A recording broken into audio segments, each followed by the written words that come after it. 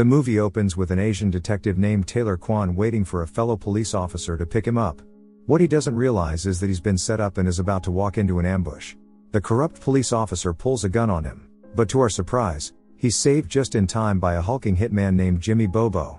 The cop savior hitman is a stone-faced, headstrong, middle-aged man with some principles. He'll do whatever it takes to achieve his goals with only one exception. He does not kill women or kids. In the present, Bobo and his partner, Louis Blanchard, can be seen going to a luxurious hotel to carry out one of their contracts. The target is a former WDCPD officer named Hank Greeley, who is busy having the time of his life sniffing snow and getting ready to have some adult fun with the prostitute he's ordered for the night, completely unaware of the danger at his doorstep. When he opens the door, Bobo and Blanchard show him fake police badges so they can go inside. Since Greeley sees no warrant, he tells them where they can go and what they can do to themselves, but they force themselves inside anyway. He threatens to have them fired from the force, but it doesn't seem to bother them much. After locking the door, Blanchard shoots Greeley twice, causing him to collapse on the ground. Bobo hears the running water and goes to the bathroom to check it out, only to find the naked prostitute cowering and begging for her life. As Bobo stares down the barrel of his gun, he notices a tattoo of a panther on her shoulder which he recognizes.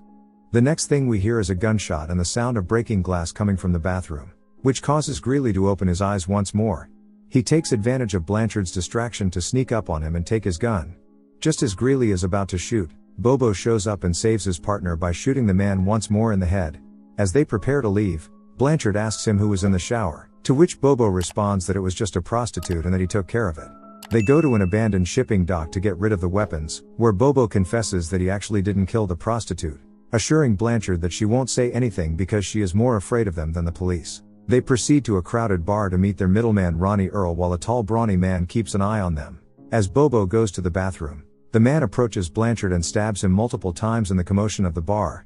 The loud music masks the sound of the altercation, and Blanchard starts limping away frantically, trying to find his assailant with his knife in his hand. Following Bobo to the bathroom, the mysterious man tries to attack him, but Bobo reacts quickly enough to fight him off.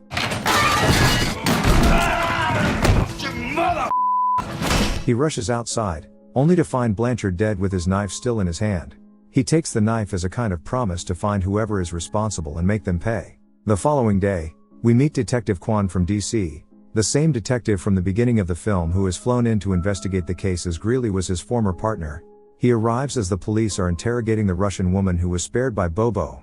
She explains that the killers only wanted to kill her client, but she's unable to identify them, exactly as Bobo had expected. The local PD briefs Detective Kwan about the case, questioning why the seemingly professional hitman would leave a witness. Aside from Bobo, now the woman's tattoo has caught the detective's eye too. In the morgue, Kwan begins talking about Greeley's bad track record. It turns out that he was discharged from the force for stealing evidence from a case. A call from DC also informs the detective of Greeley's connection to Baby Jack, a gangster and protection racketeer. Furthermore, he runs a background check on Blanchard which directs him to Bobo. Kwan lets the police division know about the information, but the local PD and another officer named Detective Brown would rather solve the case themselves, so they take his gun on the pretext of not having a permit in the city and tell him off. Kwan cannot sit idle, but he lacks the necessary authorization and evidence to arrest Bobo, so he leaves him a voicemail and encourages him to meet up at a bar to exchange information about Blanchard's death. Bobo seems to have accepted the meeting while pacing around his private lake house and fantasizing about revenge. He shows up at the bar with a bottle of his favorite liquor, pays for a glass and pours himself a drink. They start conversing distrustfully. Detective Kwan explains that he's not interested in arresting Bobo and instead wants to team up with him to find the men who hired him to kill Greeley. Assuming that they are behind Blanchard's murder too, Kwan establishes a joint objective with Bobo, but the latter shows no interest in collaborating with him. After leaving the bar, Kwan walks through a crowded parade in the street. He notices two men following him, so he tries to push through the people and run away. They start chasing him as he goes into a parking lot, hiding between the cars and trying to outrun them. He waits for his chance and strikes out at one of the men, taking his gun and killing him in the process. As he's distracted by the police badge in the man's pocket, the other opens fire on the detective and shoots him in the chest. Kwan gets cornered between two vehicles with no bullets. The man approaches and points his gun at him, when all of a sudden Bobo arrives and saves Kwan's life by running the man over with his car. Kwan gets in the car and they pull their guns on each other out of distrust. But after a long standoff, Kwan's need to be fixed up and Bobo's thirst for revenge convince them to trust each other and work together. Meanwhile, The hitman from the bar named Keegan meets up with his boss Robert Morel, and Marcus Baptiste, who is Morel's lawyer. It is revealed that Greeley had evidence of Morel paying a congressman to steer a government contract their way and planned to blackmail them with it, proving that Morel was the one who hired Bobo and Blanchard to kill Greeley in the first place and then tried to kill them as well in order to eliminate any trace of himself. However, Greeley had given the evidence to a local mobster named Baby Jack for safekeeping, which makes him Keegan's next target. Bobo takes Quan to the tattoo parlor owned by his daughter Lisa to have his wounds treated.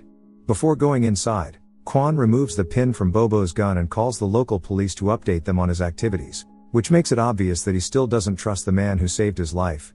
As Lisa's removing the bullet from his body, he notices the panther tattoo on her shoulder, like the one that he saw on the hooker's back. On the other hand, Keegan can be seen looking for Baby Jack in a private bar that he uses as a front for his illegal enterprise.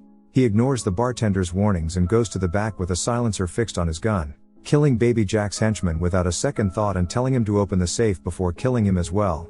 Keegan takes the evidence inside and leaves the bar before ruthlessly killing every individual there.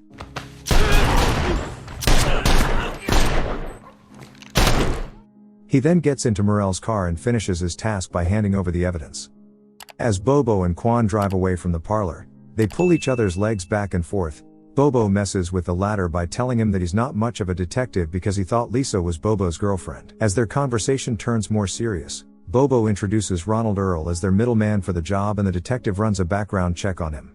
They decide to pay him a visit at a Turkish bathhouse where he last used his credit card. In the meantime, the horrible bloodbath at the bar is discovered by the police. Quan and Bobo pull up to the bathhouse bickering about who gets to go inside. The detective begins babbling about his ability to kill the latter with only his phone.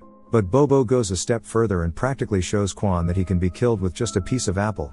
As a result, Bobo goes into the bathhouse alone. He threatens the woman massaging him and sneaks up on Earl, who denies being involved in the setup.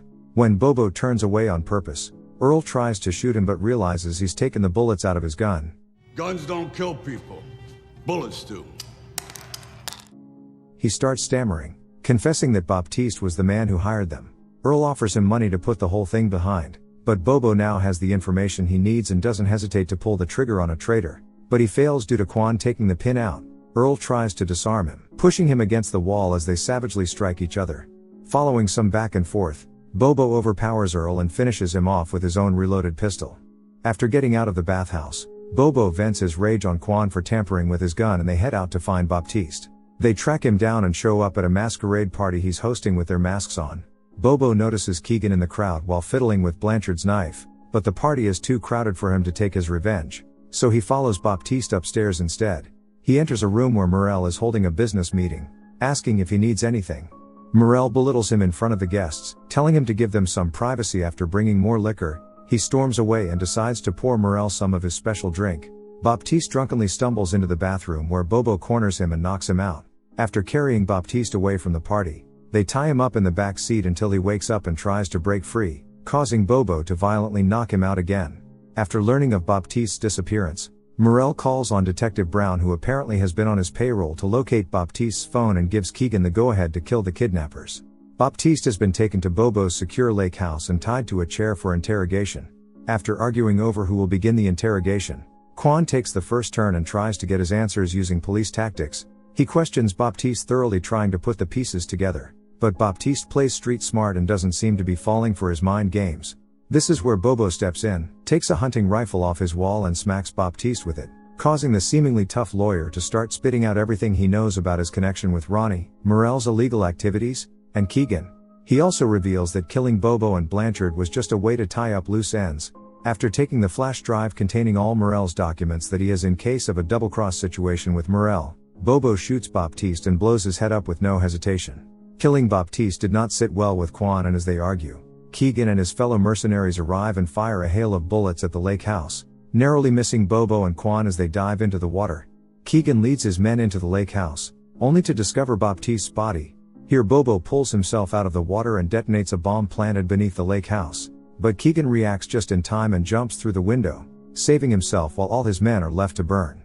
Bobo takes Quan to his daughter's house to regroup, where Quan discovers that the flash drive contains a list of people who took bribes from Morel. He still intends to betray Bobo and calls the local PD to update him on the investigation. Later, he confesses his intentions to Lisa, saying that as a police officer he must take Bobo in at some point. Lisa tries to dissuade the detective by mentioning her father's kind heart and terrible childhood, but to no avail. Later in the car, Bobo realizes that an emotional bond is developing between Quan and his daughter and provides him with some background on her mother. Hooker junkie, dead 15 years. Moments later, Quan says that he's going to meet with another cop and build a case against Morel, while Bobo disagrees, saying the only way to calm him down is to take out Morel. They pull their guns on each other again and end up parting ways, with Quan threatening to arrest Bobo after he has dealt with Morel. In the meantime, Morel is seen conversing with Detective Brown, who explains that Bobo has a daughter they can use as bait to get the flash drive back.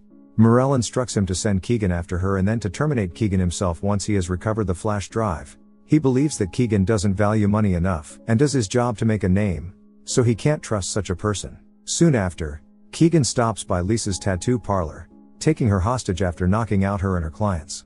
In the next scene, Quan is seen in the same underpass from the beginning of the movie as he meets up with the local PD and tells him he has solved the case, only to discover that the chief also happens to be on Morel's payroll and pulls a gun on him. As we initially saw, Bobo arrives just in time and saves Quan's life once more. As they leave together, Bobo is contacted by Keegan, who threatens to kill his daughter if he doesn't surrender the flash drive.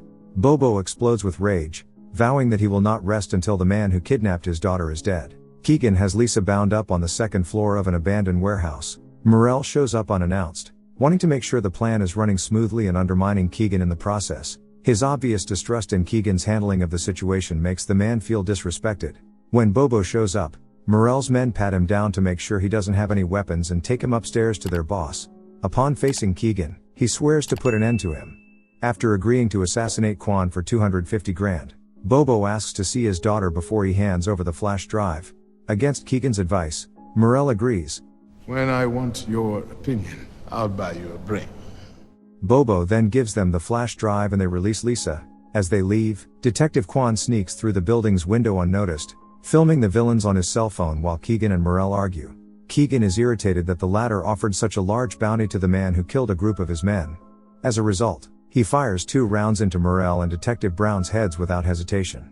Following this, Quan emerges from hiding and eliminates one of Morel's henchmen, while Keegan takes care of another. When Bobo notices Keegan running away, he secures his daughter and prepares to exact revenge. Here the henchmen start shooting at Bobo aimlessly, forcing him to detonate the bomb he has rigged in his car to take them out. Quan, on the other hand, kills the last of Morel's men who have found Lisa and saves her life just in time. Keegan and Bobo pace around the warehouse staring and taunting one another. Keegan has the opportunity to shoot the latter, but his previous defeats force him to show his dominance in an equal battle. Keegan grabs 2 axes, throws one to Bobo and tells him to wield it. They start swinging their axes at each other, each blow capable of severing a limb. Even though Keegan seems to have the upper hand and moves the axe effortlessly, they're rather equal and neither can kill the other. At last, Bobo gets forced into a corner where Keegan breaks his axe in half but gets his foot hacked with the blade. Bobo wastes no time and stabs Keegan in the neck with Blanchard's knife, but the latter won't go down so easily. He pulls the knife out of his neck as blood's gushing everywhere and attempts to put an end to Bobo once and for all. In that moment, Quan pops up out of nowhere and shoots the bleeding man twice, saving Bobo and repaying his debt. In the aftermath, Quan tells Bobo to stay and sort everything out legally, but the latter doesn't comply and prefers to handle things in his usual rough way. As a solution, he unexpectedly shoots the detective, suggesting that Quan report Bobo as the one who murdered all the men and is also responsible for shooting him. Bobo then decides to leave his daughter with Quan after seeing how much she cares about him. Quan feels like he still owes Bobo for saving his life twice and doesn't mention him in his report.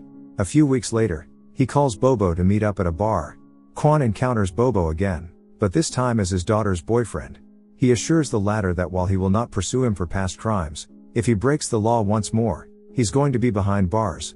Bobo doesn't bat an eye at the notion and finishes his drink before leaving. He gets into his brand new sports car and drives away, thinking that he only has one life to live and that he should make the most of it. And that's where the movie comes to an end. I hope you enjoyed watching this video as much as I did making it. Stay awesome until next time.